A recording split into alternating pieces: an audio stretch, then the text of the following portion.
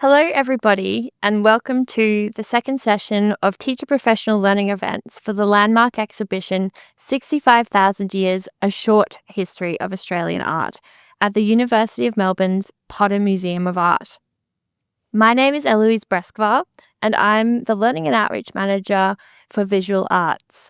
I work with colleagues in the Learning Experiences team to deliver engaging programs to schools at the University of Melbourne's cultural venues.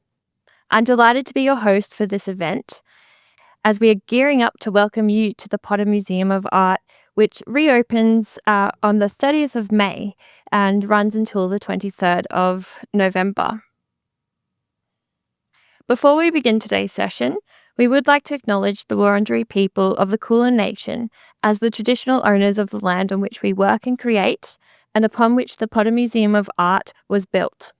Sovereignty was never ceded, and we pay our respects to elders past and present and to emerging leaders. We extend that respect to the Aboriginal and Torres Strait Islander artists, knowledge contributors, and knowledge holders to the exhibition, and participants joining us today online.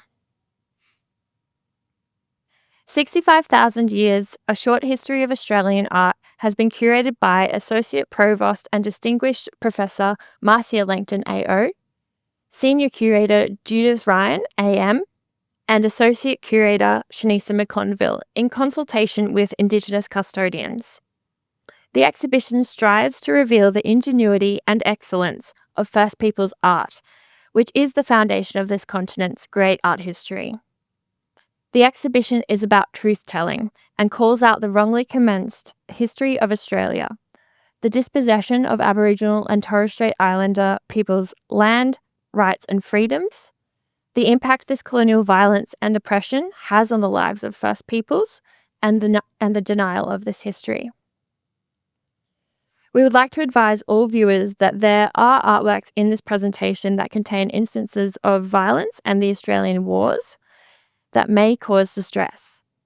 We would also like to advise Aboriginal and Torres Strait Islander viewers that this presentation features the names, images, and works of people who have died. The focus of this session is the incredible work behind the learning resources developed for the exhibition.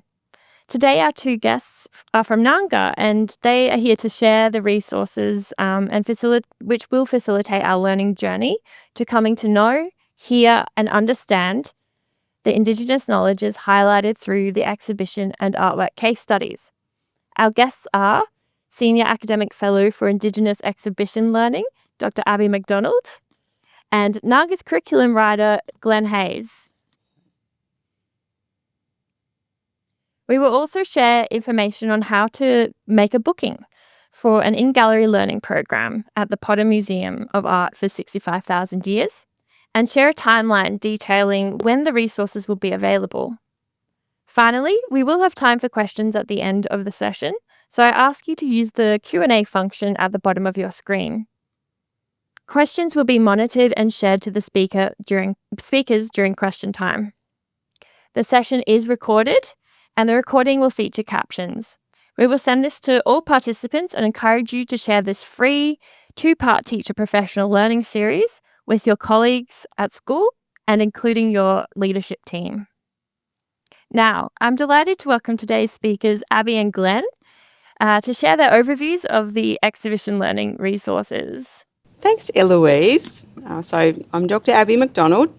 I work between the University of Tasmania as an arts teacher educator and with the Ngarrngga team as a Senior Academic Fellow for Indigenous Exhibition Learning.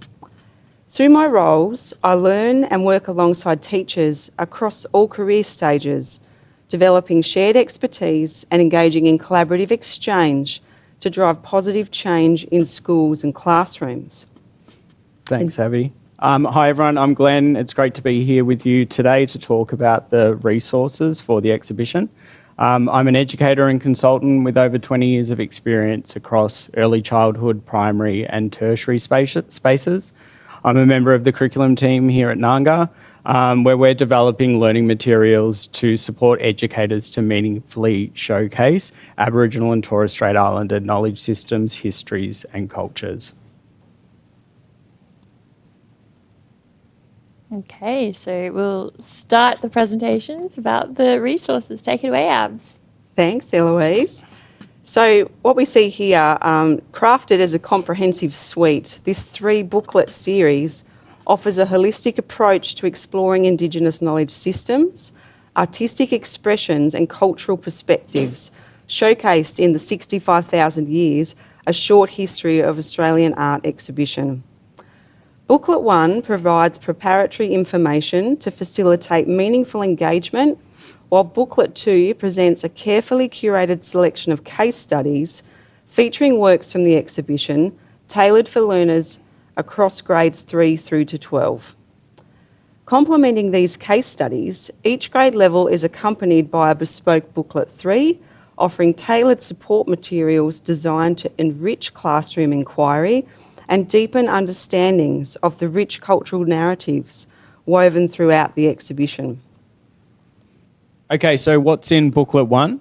As part of the exhibition, a comprehensive proprietary booklet has been developed to support educators across all grade levels before, during and after their visit to the Potter or when using the resources online. This resource is much more than a simple guide. It provides educators with the tools, knowledge and confidence to establish and facilitate a culturally safe and enriching learning experience for students. Importantly, this preparation is a shared responsibility. While the visit may be coordinated by an art teacher or a year level leader, the success of the experience depends on all educators playing a role. When everyone engages with this resource in culturally mindful and responsive ways, it strengthens the learning for students and models the kind of collaborative, respectful and inclusive environment we aim to foster. It's in this collective effort that the most meaningful learning occurs.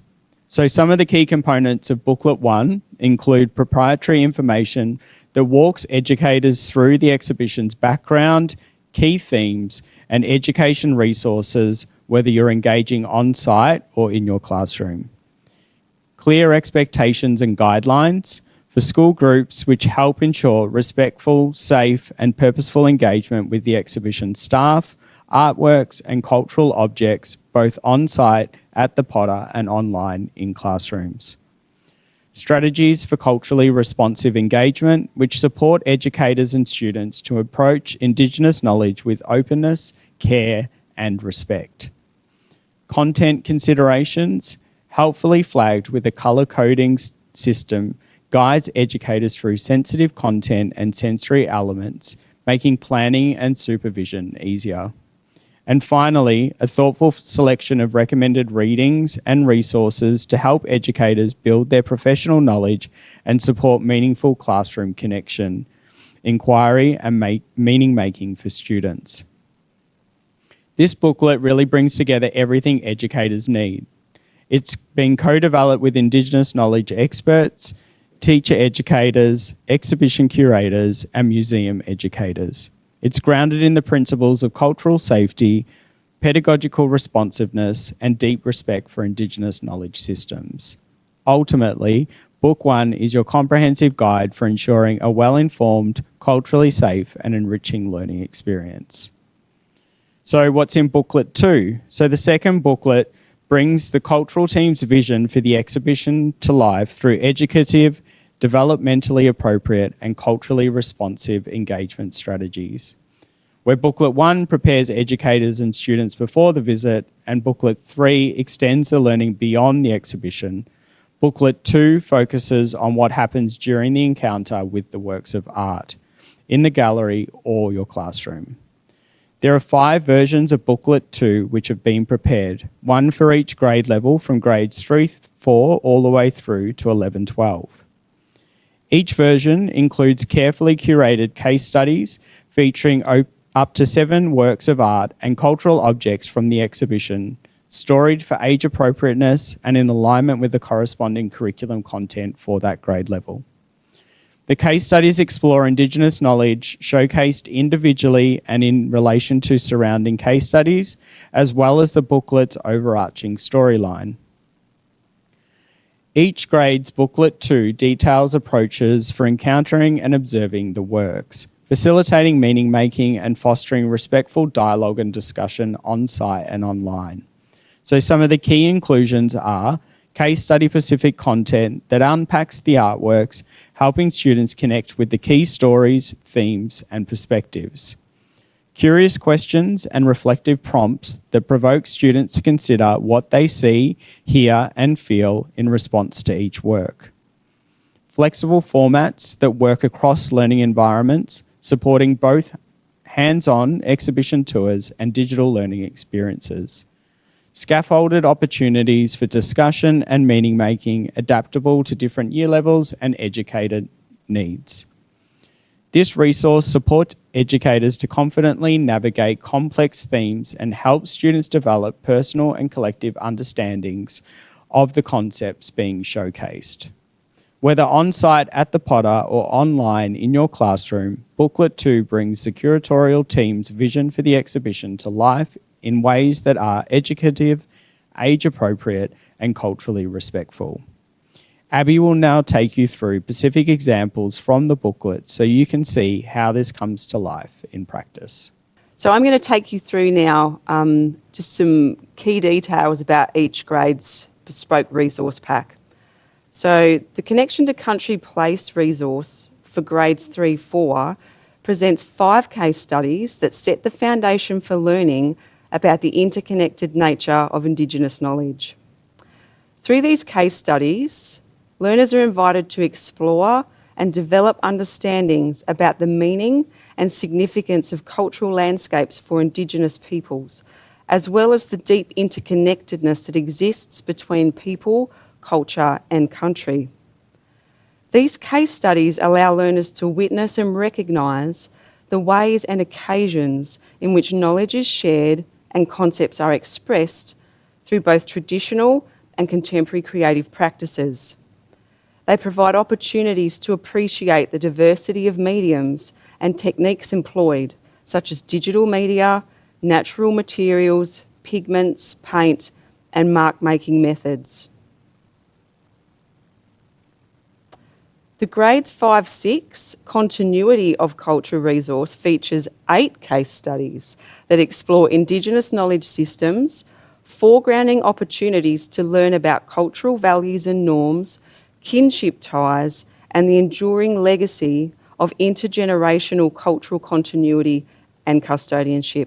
And while there are 8, there are 2 beautiful pairings in this resource of father-daughter, and so that we can see the ways in which that practice has evolved over time, and the stories between them are stunning. These case studies showcase the expression of these concepts through both traditional and contemporary creative practices. They again encompass a diverse range of mediums and techniques, including digital media, communicative expression and mark making with natural and contemporary materials and media. By engaging with these case studies, learners gain insight into the rich cultural heritage and ongoing traditions of Indigenous communities, as well as the ways in which these are preserved, adapted and passed down through generations. I just love all of these. The grade 7-8 Land, Belonging and Time resource presents 6 case studies showcasing the innovation and ingenuity of Indigenous ecological knowledge across a variety of contexts. Through engaging with these, learners explore deep observations spanning tens of thousands of years, including life cycles, adaptations, seasonal patterns and cyclical rhythms. The case studies exemplify how Indigenous knowledge is applied and communicated through traditional and contemporary creative practices using digital media and mark making with natural model materials.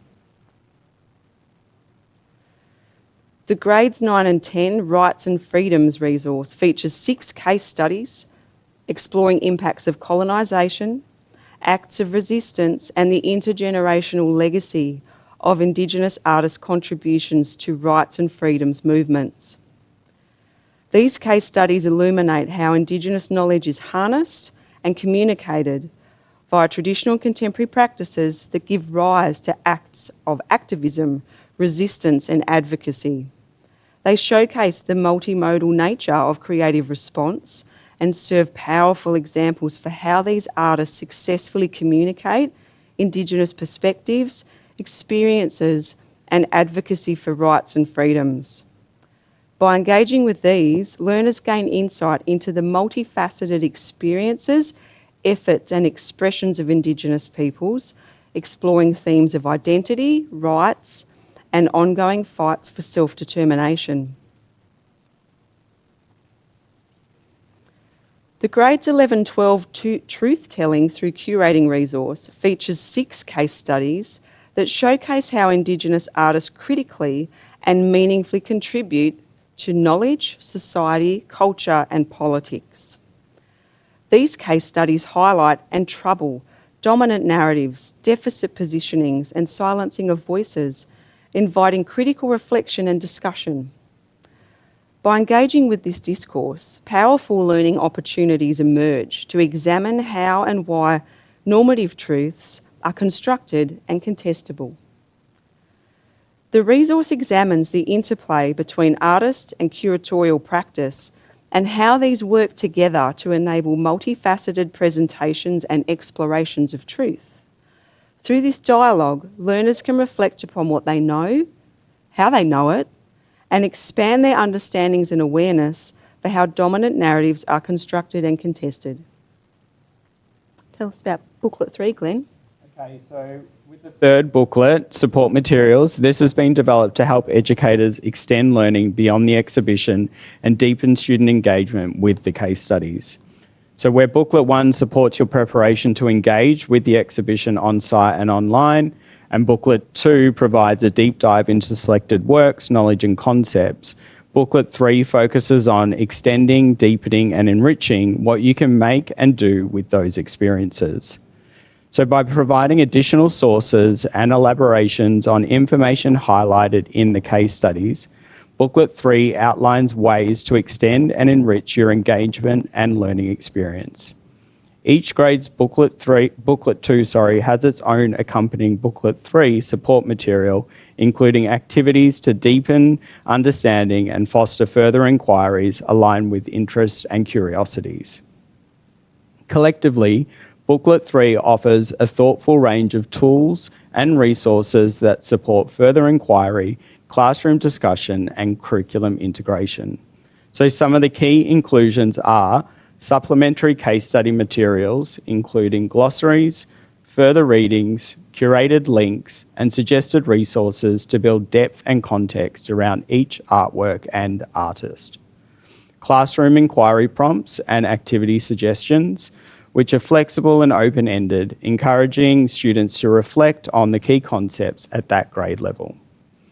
And then there's clearly mapped curriculum connections across learning areas like English, visual arts, history, civics and citizenship, and geography, as well as direct links to cross-curriculum priorities and the general capabilities. What's particularly powerful about this resource is its flexibility. It's designed to support student-led inquiry and allow educators to build on the interests, strengths, and questions that emerge in their own classrooms. So rather than being a prescribed list of tasks, we hope this resource is seen as an invitation to deepen learning, extend discussion, and connect meaningfully with existing units, projects, and priorities within your school context. Thank you, Abby and Glenn, for talking us through that enormous body of work. It's truly exceptional, and I can't wait to get my hands on all of them. And I'm sure all of our teachers are feeling the same way. Abby, you've been working on these tours and resources for over a year now, and how does it feel to be so close to sharing these with teachers? Oh, look, it's very exciting, but it's also, I feel a little bit sad because I think a really important part or something special that is in this invitation is the opportunity to make really profound and special relationships with the people that you work with when you do this kind of learning and work together. So, I feel a lot of things, but I hope too that I'm able to communicate that the invitation for learning in this is one that is very rich in possibility and genuine, and you can be transformed in lots of ways through that. So it's worth investing that time and effort to make the most of those. So yeah, all the things. And what about you, Glenn? I think for me, just seeing the extensive amount of work that's gone into the development of the resources and how this is another opportunity for educators and students to engage with that journey of reconciliation and truth-telling. So I think for me, that's definitely one aspect that I'm really excited about.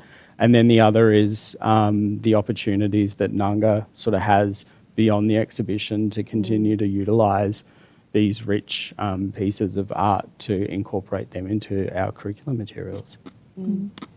So you're both quite far in your journey, but it's an endless journey of coming to know, hear and understand. And many of you tuning in today, you might be on the beginning of your journey, but the exhibition is a great starting point, especially with all of the resources, the free Teacher PD we have and that you've joined us for, and so much more from the support materials that are given for every tour or year level resource. So it's more reason to book into our gallery programs for the exhibition. How can you book? Through our website. You can access the resources and stay up to date by joining our mailing list. And I'd love to reiterate that bookings are open and our programs are running from June to November. There's a QR code on this slide in front of you that links directly to our school's booking or to our school's page on the Potter Museum of Art website. And the link is there as well if you take a screenshot. So we would love you to circulate all of these materials with your colleagues at school, your networks, but also your leadership teams. So we have a timeline of key information and when certain materials will be available. Abby, would you like to? Yeah, sure.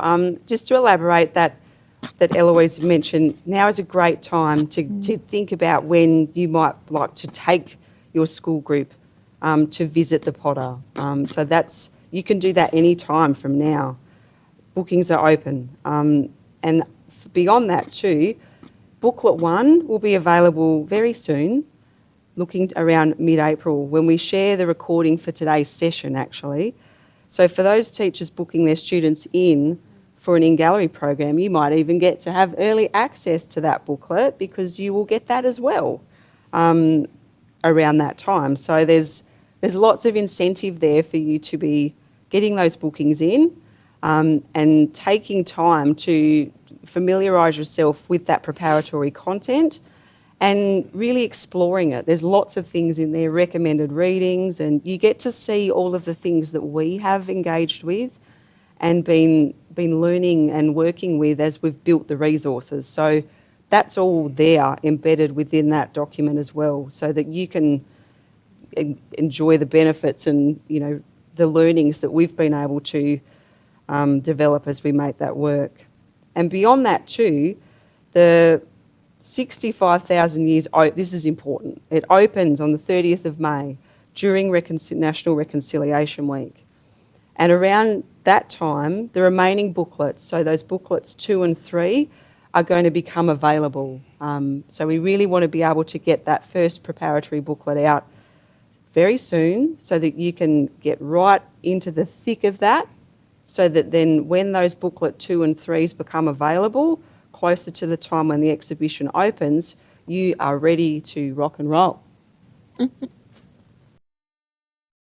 Okay, so again, the exhibition runs from June to November, all the way up to the 23rd of November. So term 3 and 4 are your key time periods of booking for the tours.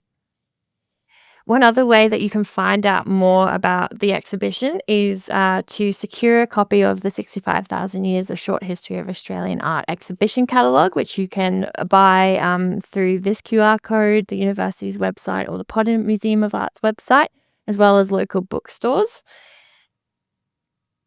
And there's one other way that you could get involved right now.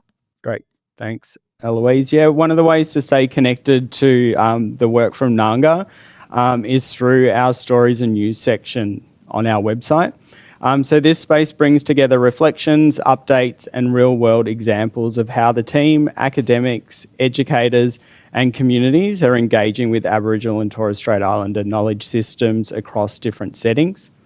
You'll find short articles that showcase emerging projects, behind-the-scenes insights from resource development and thoughtful reflections from the team, academics, educators and knowledge experts.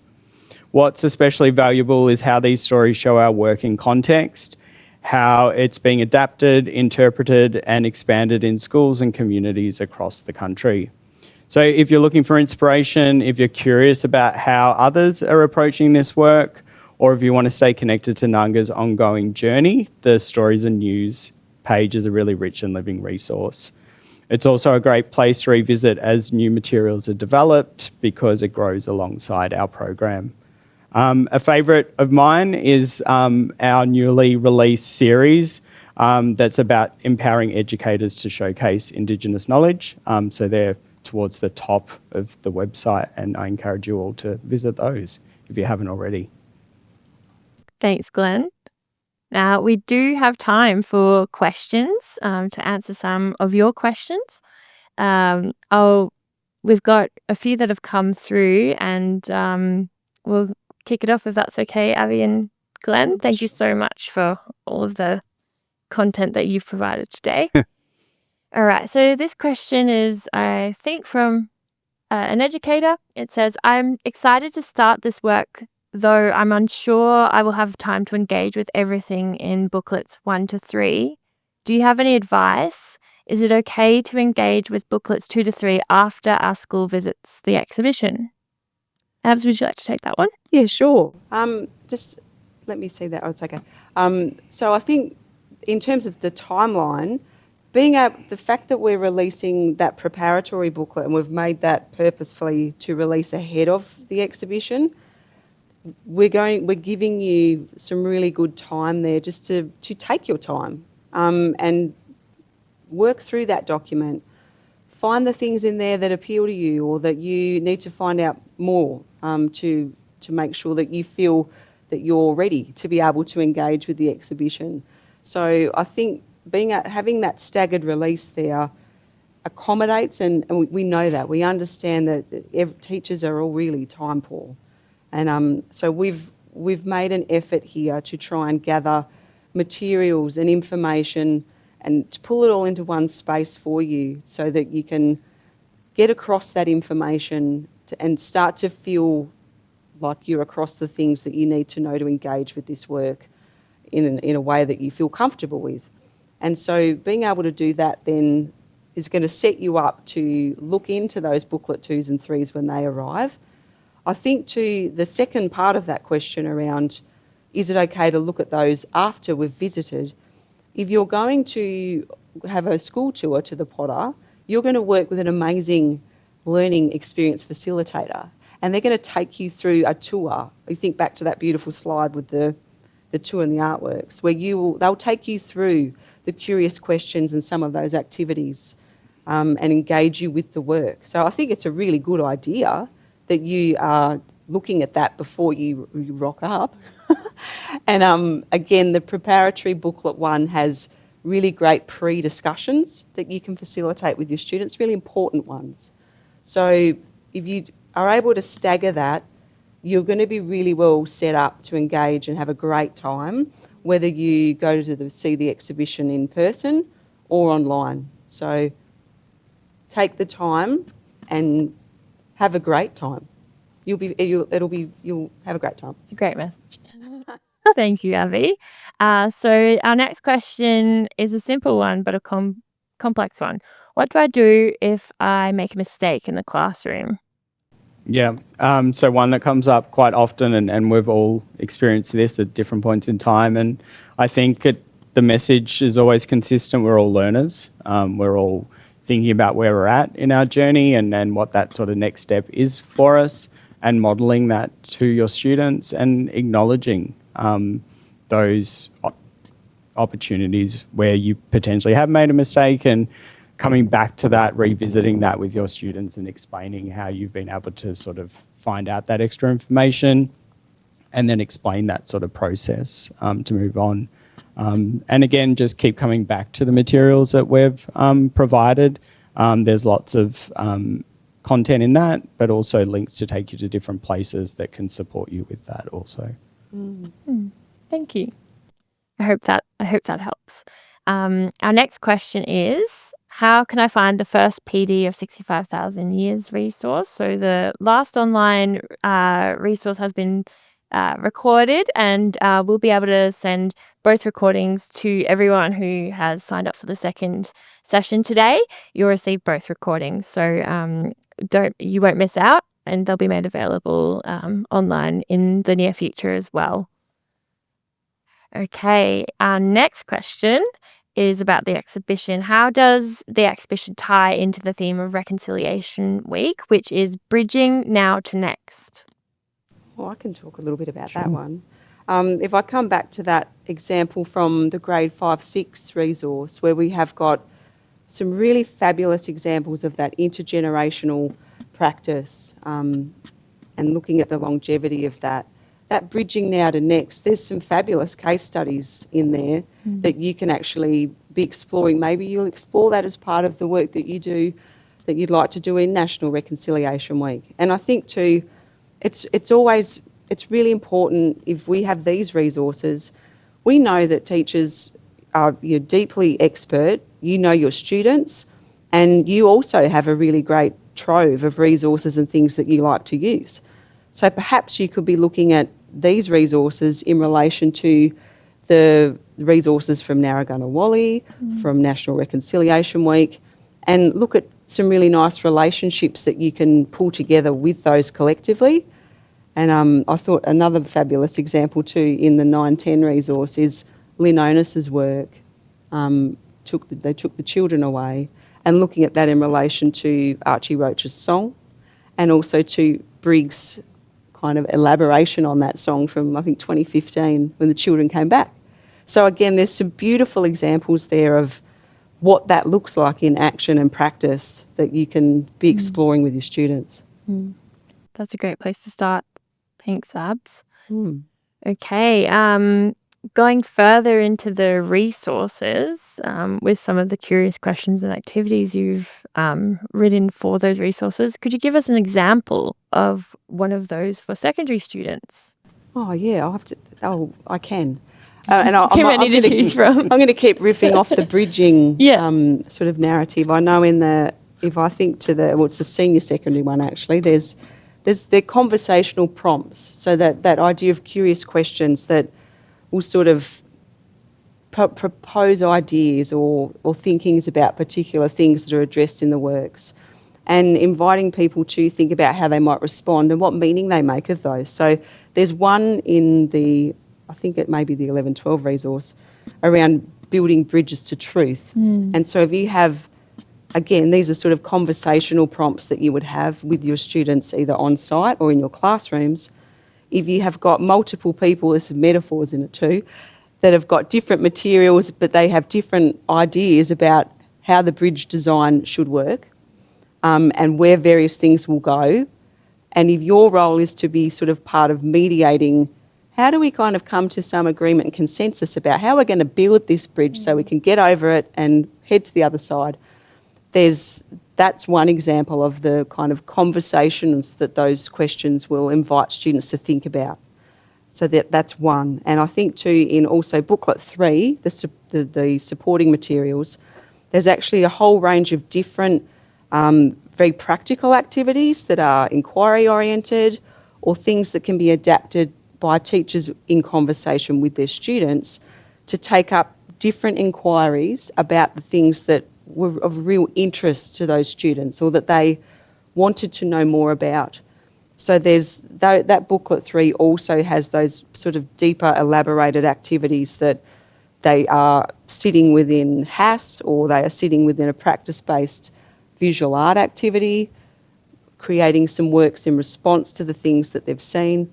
There is a lot. So I'm going to stop.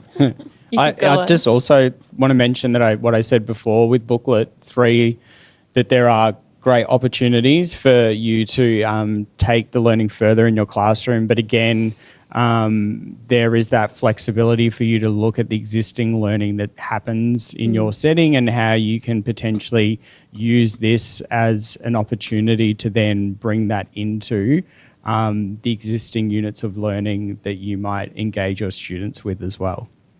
That's good. Thank you. So we do have time for a few more questions. How long is the gallery tour? I can answer that one as detailed on the website. All of the tours, apart from the year 11 and 12 tour, are 60 minutes long. It is a good idea. We'll be encouraging everybody to arrive early to cloak in bags and meet at the meeting point to begin the tour.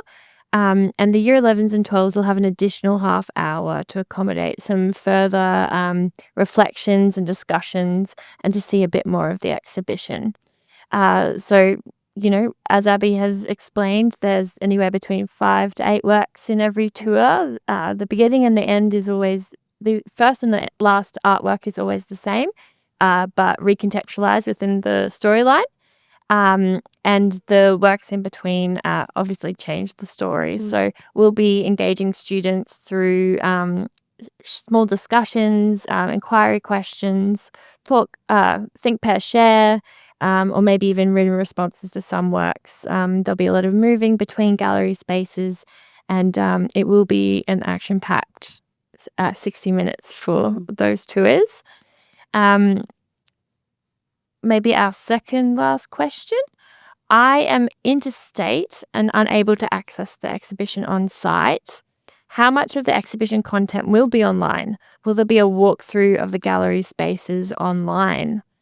I can also answer that question. There won't be a walkthrough of the gallery spaces online, but artworks that have that are available through the exhibition publication or the free Ngarrngga resources, images of those and links to those artists and potentially other works from the collections in other people's, other institutions' collections will be made accessible for you to engage with. So, there's a few different ways. I think, the booklet, all the booklets, so the suite, they are dual purposely designed for on-site and online engagement. So you've got these comprehensive case studies that include the artwork, details about the artwork, the way in which it is storied in individually, but also in relation to those artwork case studies around it. So you've got a lot of information there to play with and engage with online. And we have our beautiful Ngarrngga graphic designer, Emily Gittins, has presented these in a way that is visually very appealing, and that you'll be able to use those virtually. And there's also questions in there that ask you to address, what are the differences of that experience from being with those works in person in contrast to online or through a screen. So there's actually some really great things to explore there. So we've got you covered.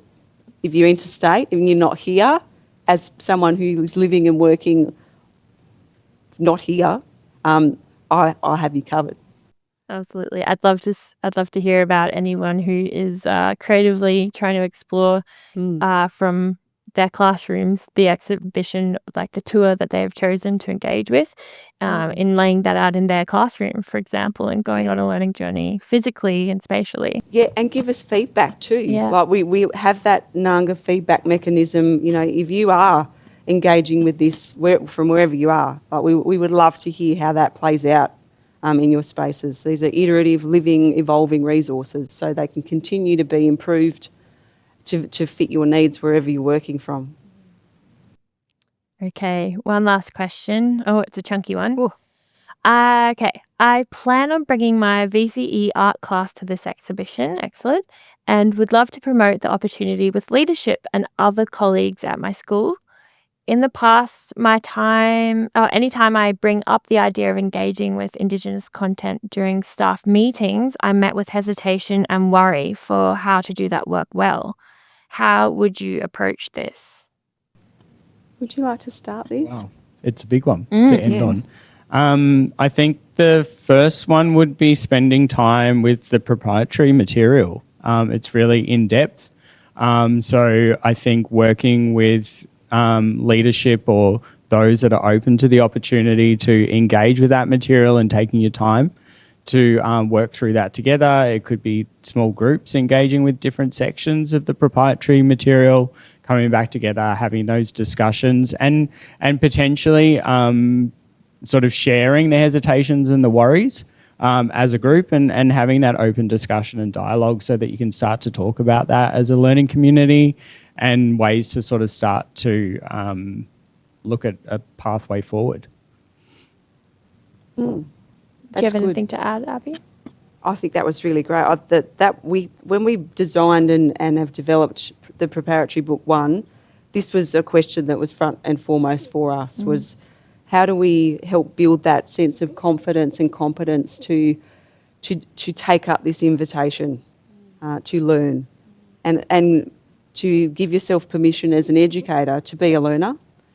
So that part of that too is the conversations and, exploring why those concerns or hesitations are there in the first place is a really important part of, I think, not just applied to this setting broadly. We really need to take account of those things.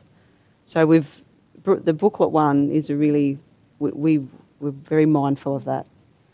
Yeah. Also, if you're watching this, you've begun your journey. You have the first session of PD to watch as well, and to share that and share your hopefully excellent experience of the learning about the content. With your colleagues, you'll have plenty to talk about. Yeah. Okay, so that does bring us to the end of our question time.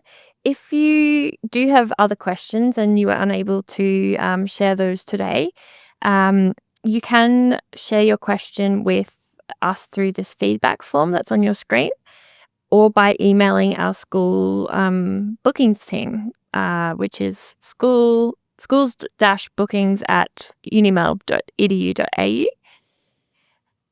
Thank you to everybody who could join us today online, and to those who take the time to watch the recordings of our Teacher Professional Development series for 65,000 Years, A Short History of Australian Art. We hope to hear from you soon as you engage with this exhibition online, in the gallery, or in your classrooms. And remember to spread the word about 65,000 Years and all the free content and in-gallery programs we have on offer. Thank you so much, and we hope to see you at the gallery soon.